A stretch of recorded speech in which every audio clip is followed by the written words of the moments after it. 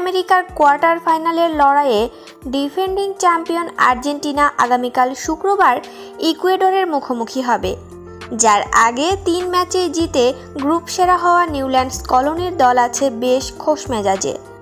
ফলে স্বভাবতই তাদের বিপক্ষে ইকুয়েডরের পরীক্ষাটা বেশ কঠিনই হতে যাচ্ছে, কারণ গ্রুপ পর্বে 3 ম্যাচে 1টি করে জয়, ড্র ও হার দেখেছিল দলটি।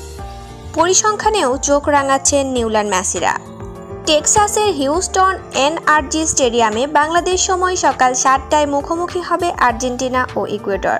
নকআউট ম্যাচ হওয়ার এই লড়াইয়ে জয় ভিন্ন অন্য কিছু ভাবার সুযোগ নেই কারো সামনে। এদিকে মেসিদের বিপক্ষে মাঠে নামার আগেই ইকুয়েডরের কোচ ফিলিপস বললেন, আর্জেন্টিনা ভালো দল, তাদেরকে সম্মান করি, তারা যে কোনো দলকে হারাতে সক্ষম, তবে আমরাও পিছিয়ে নেই। আর মেসি হলো আসল জাদুকরী, মেসি দলে থাকলে আমাদের ম্যাচ জেতাটা বড়ই কঠিন হবে।